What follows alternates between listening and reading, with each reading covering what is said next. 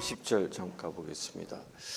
이튿날 천부장은 유대인들이 무슨 일로 그를 고발하는지 진상을 알고자 하여 그 결박을 풀고 명하여 제사장들과 온 공회를 모으고 바울을 데리고 내려가서 그들 앞에 세우니라. 이제 바울이 예루살렘 성전에서 이제 바울로 인하여 이제 소동이 일어나서 이제 천부장이 그를 보호했죠. 그리고 이제 그 천부장이 하루를 안토니오 요새에서 보내고 난 이후에 이제 왜 소동이 일어났는지 그것을 알고 싶어서 천부장은 당시에 제사장들과 온 공회를 모았다라고 얘기합니다. 당시에 이 천부장의 권력이 얼마나 컸는지를 알 수 있는 구절입니다. 천부장은 마치 이때 당시에 이런 소요 가운데서는 뭐 지금으로 얘기하면 계엄사령관 정도 되어지는 그 막강한 권력을 가지고 있었던 사람입니다. 그가 그렇게 막강한 권력을 가지고 있었기 때문에 유대인들의 최고 그 의결 기관을 소집하는 거죠. 제사장들과 온 공회를 모으고라는 이 말, 그러니까 사네드린 공의회를 얘기하는 것입니다. 당시 70명의 그 공회 의원들이 있었던 그 당시에 그 사네드린 공의회는 유대의 가장 최고의 권력 기관이었던 겁니다. 입법부이기도 했고 또한 사법부이기도 했고요. 심지어는 행정부이기도 했었던 그 유대인들의 모든 삶을 다 주관하는 아주 강력한 그 권력 기관이었습니다. 그 강력한 권력 기관을 말 한마디로 소집할 수 있었던 사람이 이 천부장이었던 겁니다. 그런 천부장의 힘을 통해서 이제 공의회가 모여지게 되고 그 공의회가 모여짐으로 인하여 하나님이 일하시는 그 터가 마련되어집니다. 우리가 여기서 볼 수 있는 놀라운 은혜가 있습니다. 하나님은요 꼭 그리스도인만을 사용하지 않습니다. 세상의 모든 사람들도 하나님이 필요할 때에 따라서 사용하십니다. 그 중에 하나가 이 천부장인 겁니다. 물론 천부장은 바울을 그냥 석방해 줄 수도 있었습니다. 왜냐하면 바울은 로마 시민권자였고 천부장에겐 그런 권한이 있었기 때문입니다. 그런데 이상하리만큼 천부장은 제사장들과 공회를 모아서 바울로 하여금 한 번 더 변론할 수 있는 기회를 주고 있다는 겁니다. 왜? 한편으로 생각하면 천부장의 입장에서 보면 어쩌면 구차한 일일 수도 있습니다. 그냥 조용히 풀어주거나 아니면 조용히 예루살렘 성전 밖으로 추방해버리면 그만이었을 텐데 또다시 소란이 일어날 것을 알면서도 왜 이 사람이 공회를 소집했겠습니까? 왜일까요? 그 답은 한 가지밖에 없습니다. 천부장의 마음을 하나님이 움직이셨기 때문입니다. 거기엔 특별한 하나님의 계획이 있었기 때문이죠. 그 계획이 무엇이었을까요? 23장 1절 봅니다. 바울이 공회를 주목하여 이르되 여러분 형제들아 오늘까지 나는 범사의 양심을 따라 하나님을 섬겼노라 하거늘. 딱 모였습니다. 공회가 모였습니다. 그러자 공회가 이 사네드린 공회가 모이자 바울이 먼저 얘기합니다. 뭐 그 사람들이 모였을 때 천부장이 왜 여기에 모이게 했는지 이런 얘기조차 없고요. 사람들이 꾸역꾸역 한 자리에 다 모이고 나니까 바울이 딱 서서 이렇게 얘기합니다. 공회를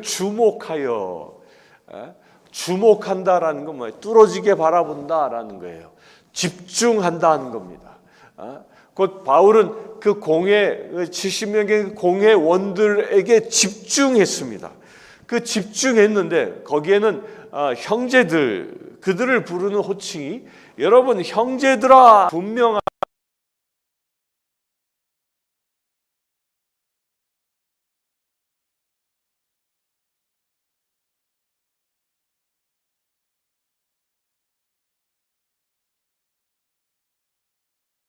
바울이 공격을 당해도 그 바울은 자기들을 심판하고 정죄하고 죽이려고 하는 그 공의회 회원들에게 그들에게 형제들아라고 부르고 있다는 겁니다.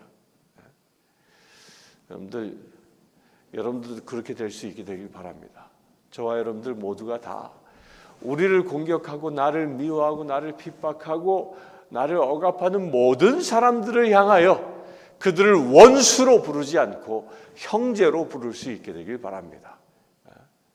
왜 바울은 그 산헤드린 공의회 회원들을 향하여 형제들아라고 얘기했겠습니까? 여기엔 두 가지 의미가 있습니다. 그 첫 번째 의미는요, 바울은 이 재판의 현장에서조차도 자기들을 심판하는 그 사람을 사람으로 보지 않고 이렇게 자기를 공격하는 것은 그 사람을 통하여 일하는 악한 영이라는 것을 볼 수 있는 영적인 눈이 있었기 때문입니다. 그래서 혈과 육의 눈으로 보지 아니하고 영의 눈으로 보았기 때문에 그 산헤드린 공의회 그 의회 회원들은 하나님의 은혜를 입어야 할 불쌍한 하나님의 사람들이었기 때문입니다. 복음을 통하여 구원되어져야 할 불쌍한 백성들이었기 때문입니다. 그들의 구원을 위하여 자기가 부름받았기 때문에 바울은 그 산헤드린 의원들을 향하여 저주하지 않는 겁니다. 형제들아라고 얘기하는 것입니다. 우리도 그와 같은 눈으로 우리의 이웃을 볼 수 있게 되길 바랍니다. 우리 성도들을 그렇게 볼 수 있게 되길 바랍니다. 여러분들이 만나는 모든 사람들을 이렇게 영적인 눈으로 볼 수 있게 되기를 바랍니다. 이런 영적인 눈으로 사람들을 바라본다면 우리는 사람들을 미워할 이유가 없는 것입니다. 그들이 악하고 그들이 오히려 나에게 더 포악한 일을 행할지라도 오히려 그런 일들을 통해서 그 사람에게 느껴지는 것은 분노함이 아니라 불쌍함이 느껴지는 것입니다. 왜요? 그 사람이 사단의 포로되었기 때문입니다. 그래서 우리는 그 사람은 불쌍히 여기고 그 사람을 조종하는 악한 영에 관하여서는 대적해야 하는 것이죠. 그런 영적인 눈이 있어야 합니다. 또한 바울의 두 번째 형제들아라고 고백한 부른 이 이유는요, 유대인에 대한 특별한 관심과 사랑이었습니다. 자기의 목숨을 버려서까지도 유대인의 구원을 소망했던 그 바울의 그 간절한 마음이 이 형제들아, 이 호칭에 붙어 있는 것입니다. 여러분들도 그렇게 될 수 있게 되길 바랍니다. 우리 주변에 있는 사람들 원수 맺었다 할지라도 아무리 내가 그로 하여금 많은 손해를 입고 핍박을 당했다 할지라도 그가 하나님이 택하신 사람이기에 우리는 부형들아, 형제들아라고 부를 수 있게 되길 바랍니다. 또한 그는 나는 범사의 양심을 따라 하나님을 섬겼노라라고 선언합니다. 범사의 양심을 따라 모든 일을 이 양심이라는 게 뭐예요? 양심이란 말은 엄밀히 얘기하면 하나님의 말씀, 곧 율법에 의하여 형성되어진 하나님의 말씀이 가득 차 있는 그 마음을 두고 얘기하는 겁니다. 그 양심은 그런 겁니다. 우리 고린도전서 4장 4절을 한번 잠깐 볼까요? 고린도전서 4장 4절에 보면 이렇게 기록하고 있습니다. 내가 자책할 아무것도 깨닫지 못하나 이로 말미암아 의롭다 함을 얻지 못하노라. 다만 나를 심판하실 이는 주시니라. 여기서도 분명히 고백합니다. 내가 스스로 자책할 것을 내가 나를 살펴보니까 내가 자책해야 할 일은 아무것도 없었다라고 바울은 담대하게 고백합니다. 그런데 그렇게 이것이 바로 선한 양심에 의하여 나는 일생 살아왔다라는 그런 고백인 것이죠. 그런데요, 그렇게 선한 양심으로 살았기 때문에 내가 의롭다함을 입는 것이 아니다라고 얘기합니다. 선한 양심에 의하여 의롭다함을 여기지 못하노라 얻지 못하노라 다만 나를 심판하시는 분은 주시니라. 이렇게 깨끗한 양심을 가지고 따라 살며 하나님을 섬겼다. 왜?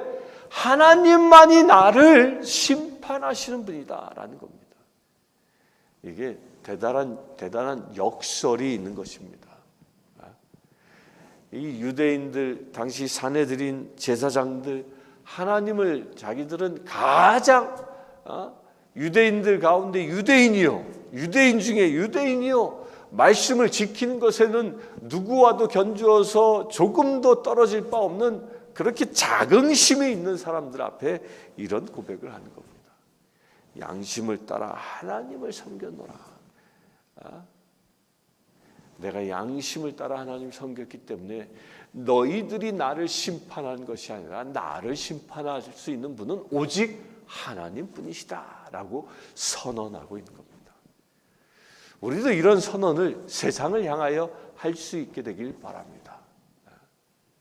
여러분들 사람들이 여러분들을 공격한다고 해서 그것에 흔들리지 마십시오. 우리를 심판하실 분은 오직 하나님 한 분뿐이십니다. 이 사실을 믿으시길 바랍니다. 2절에 대제사장 아나니아가 바울 곁에 서 있는 사람들에게 입을 치라 명하니 바울이 이르되 회치란다며 하나님이 너를 치시리로다. 내가 나를 율법대로 심판한다고 앉아서 율법을 어기고 나를 치라 하느냐 하니 곁에 선 사람 여기까지만 우선 보겠습니다. 대제사장 아나니아가 바울 곁에 있는 사람에게 그 입을 치라 명령합니다. 그러자 바울이 회치란다며. 이 광경은 여러분들 어디서 본 것 같지 않습니까? 이게 예수님도 똑같은 자리에서 똑같은 봉변을 당했습니다. 네가 무슨 자격으로 무슨 말을 세상에 전했느냐? 재판에 끌려갔을 때 나는 성전에서도 얘기했고 사람들 앞에 다 얘기했는데 왜 그것을 지금 나에게 묻느냐? 그때 예수님의 입을 치는 그런 역사가 일어났지요. 똑같이 일어납니다. 똑같이 바울이 그런 이 봉변을 당하는데 바울이 이렇게 얘기합니다. 회칠한다며. 아주 그냥 회칠한 무덤, 회칠한 담. 이건 이때 당시에 아주 고상한 욕이었던 겁니다. 고상한 욕입니다. 더럽혀진 담을 회로 발라서 그 더러움을 감춘 것, 그것을 얘기하는 것이죠. 너희가 지금은 이 회칠한 것처럼 깨끗해 보이지만 그 회 안에 그 더러움은 그대로 있지 않느냐라고, 이 더러운 자야라고 얘기하고 있는 겁니다. 하나님이 너를 치시로다라고 이 아나니아를 향하여 얘기합니다. 이 아나니아는 이때 당시에는 이 아나니아가 이 대제사장이라고 얘기하는데 AD 47년부터 그 57년까지 53년까지인가요? 짧은 기간 이 근무했었던 사람인데 이 사람이요, 이 아나니아가 당시에 이 요세푸스의 그 기록에 의하면요, 이 사람이 어떤 사람이었냐면 아주 나쁜 사람이었습니다. 이 사람은 대제사장이었음에도 불구하고 그의 주인은 돈이었던 사람이에요. 권력이었던 사람입니다. 로마에 아부하기 위하여 막대한 자금을 사용했던 사람입니다. 그 막대한 자금을 다 어떻게 썼냐면 성전에 그 유대인들이 11조를 바치면 그걸 자기가 착복했던 사람이에요. 그 착복을 해서 그것을 자기의 권력을 유지하기 위하여 로마의 그 이 권력자들한테 상납했던 사람입니다. 그는 대제사장, 곧 하나님께 예배하는 사제였음에도 불구하고 그는 하나님을 경외하는 게 아니라 오히려 로마 황제를 경외하는 그런 삶을 살았던 사람입니다. 이 점을 푹 짚고 있는 것이죠. 회칠한다마.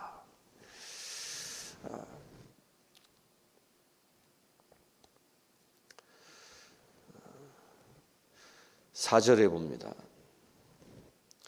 곁에 선 사람이 말하되 하나님의 대제사장을 내가 욕하냐?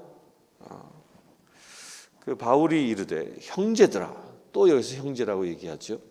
나는 그가 대제사장인 줄 알지 못하였노라. 기록하였을 때 너의 백성의 관리를 비방하지 말라 하였느니라 하더라. 이렇게 회칠한다마라고 얘기하자 그 옆에 있었던 그 대제사장 이제 꼬봉들이었죠. 그 꼬봉들이 제사장을 옹호하면서 네가 왜 욕을 하냐? 야단을 치는 겁니다. 그 야단을 치는 이유는 이 출애굽기에 근거하여 야단을 치고 있는 겁니다. 출애굽기 22장 28절에 보면 너는 재판장을 모독하지 말며 백성의 지도자를 저주하지 말지니라 라는 이 말씀을 근거로 얘기하는 겁니다. 그러자 대제사장이라고 주변의 사람들이 소개하니까 바울이 뭐라고 하면 아우 내가 대제사장인지 당신이 아나니아 당신이 대제사장인 줄 내가 알지 못했다. 못했다. 기록하였을 때 너의 백성의 관리를 비방하지 말라. 이 방금 읽은 이 출애굽기 22장 28절의 말씀을 떠올려서 이야기하고 있는 거죠. 여기서 이 바울의 이 놀라운 지혜를 보게 됩니다. 자 보십시오.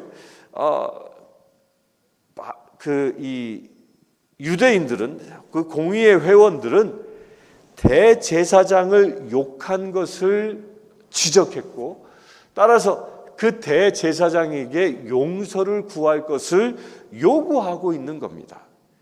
그런데 이 바울이 그에 대하여 사과를 합니다. 어떻게 사과를 해요? 형제들아, 나는 그가 대제사장인 줄 알지 못하였다. 여기서 분명히 알아야 할 것은요. 아유 그렇습니까?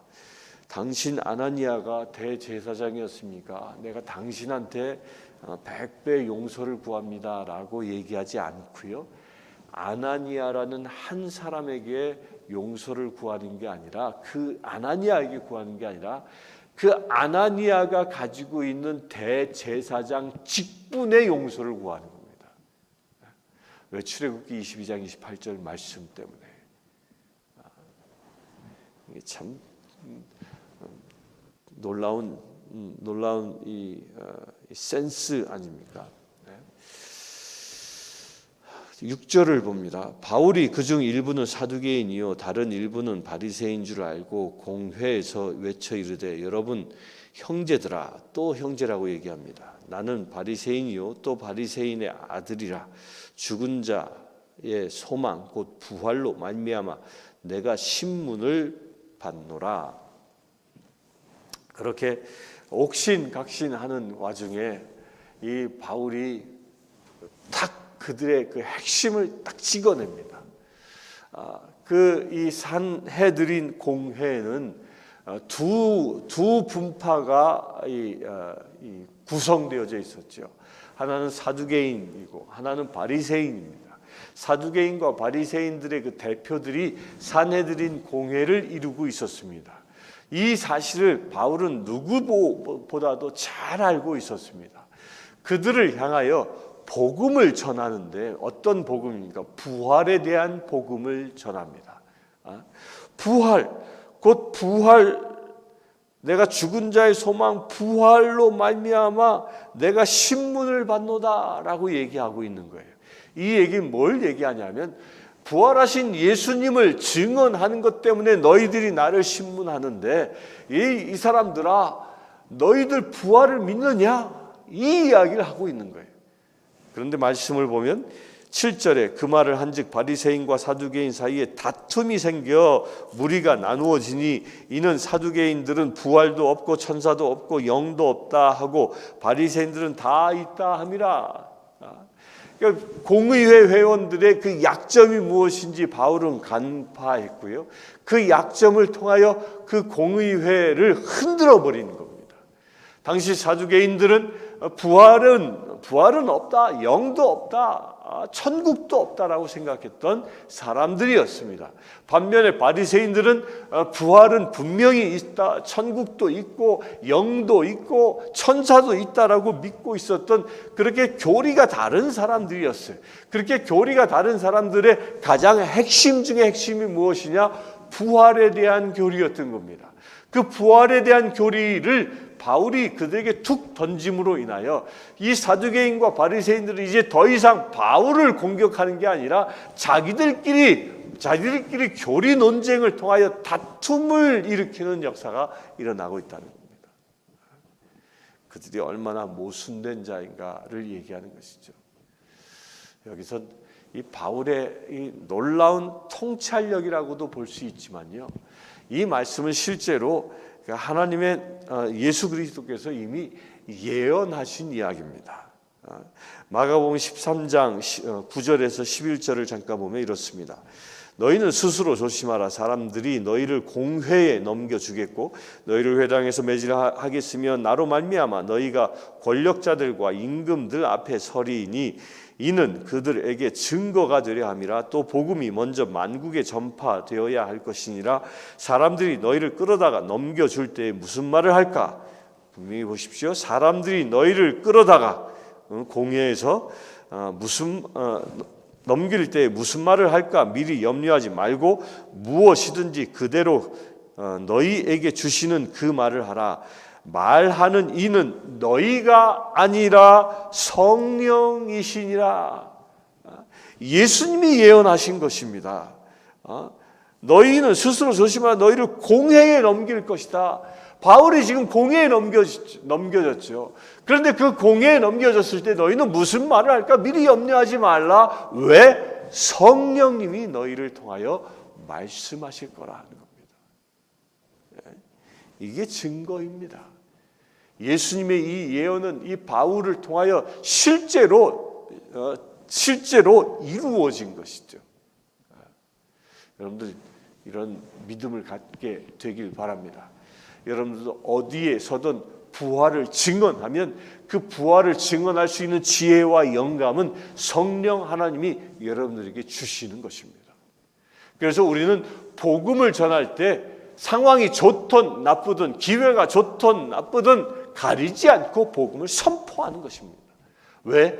그 복음을 선포할 때 성령 하나님이 여러분들을 통하여 우리를 통하여 말씀하시기 때문입니다. 우리는 오직 주님이 사용하시는 도구이지 내가 복음을 전하는 것이 아니라는 것입니다. 나의 입술을 주님이 사용하시는 것입니다. 내 생각을 주님이 사용하시는 것입니다. 그것을 믿을 수 있게 되길 바랍니다.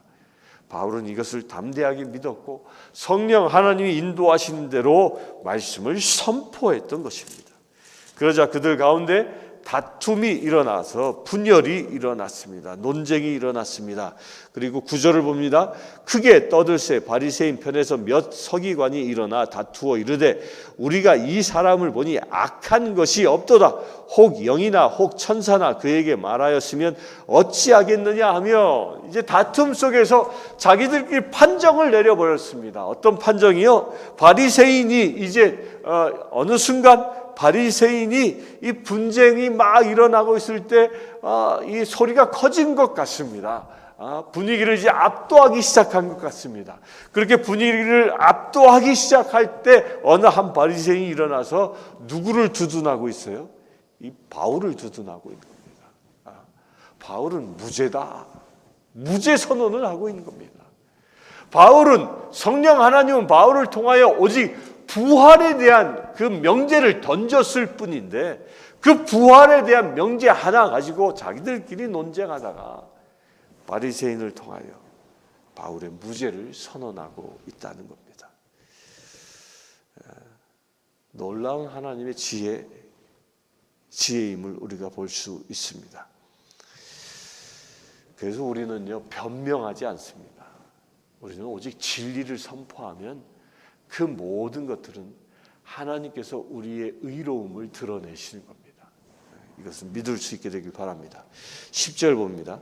큰 분쟁이 생기니 천부장은 바울이 그들에게 찢겨질까 하여 군인을 명하여 내려가 무리 가운데 빼앗아 가지고 영내로 들어가라 하니라.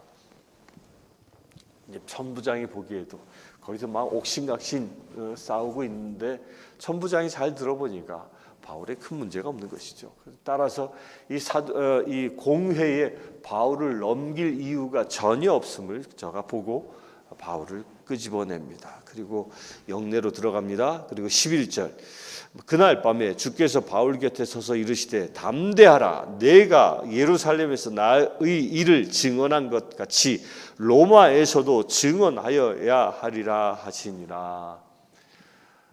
이게 참 감동입니다. 이 요새에 들어가서 이제 바울이 이제 하나님 앞에 기도하고 있을 때 그날 밤 주께서 찾아오십니다. 그리고 그 기도하고 있는 그 자리에 같이 서서 바울에게 이렇게 얘기하지요.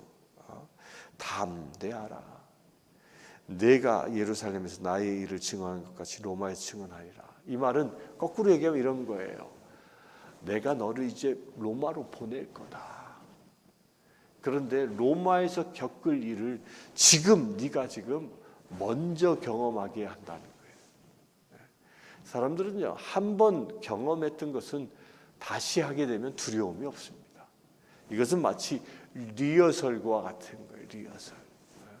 방송하는 사람들이 리허설 하지요. 그래서 미리 준비를 잘 하고 나서 그리고 나서 방송에 들어가면 아주 자연스럽게 방송할 수 있는 것처럼 이렇게 리허설을 하나님이 준비하신다는 겁니다. 하나님이 여러분들의 삶도 이렇게 철저하게 준비하시는 분임을 믿으시길 바랍니다. 단 한치의 오류도 없이 여러분들의 삶을 인도하실 것입니다. 그리고 드디어 이제 바울을 로마를 향하여 가고자 하는 하나님의 위대한 계획을 말씀하고 있는 것입니다. 이 시간 함께 기도하기를 원합니다. 바울처럼 늘 우리의 성령으로 충만할 수 있도록 이 시간에 기도하기를 원합니다. 그리하여 우리가 어떤 상황에서도 오직 성령에 의하여 말할 수 있는 자 되기를 소망하며 기도하기를 원합니다. 또한 우리가 우리 주변에 있는 모든 사람들, 나에게 원수 맺은 사람일지라도 그들을 내가 형제로 고백할 수 있는 우리가 될 수 있도록 이 시간 함께 기도하기를 원합니다. 같이 기도하겠습니다. 지금은 우리 주 예수 그리스도의 은혜와 하나님의 크신 사랑과 성령님의 감화감동 교통 치유하심이 이 시간 예배하는 주의 사랑하는 모든 지체들 위해 지금부터 영원토록 함께 하실지어다. 아멘. 아프리카 케냐의 마소교교의 고아원생 제임스는 남자아이입니다. 제임스는 중학교 1학년생 장래 비행사가 되는 것이 꿈입니다. 이 아이는 매달 학비와 점심 식사 비용으로 30불이 필요합니다. 이 아이의 후원자를 찾고 있습니다.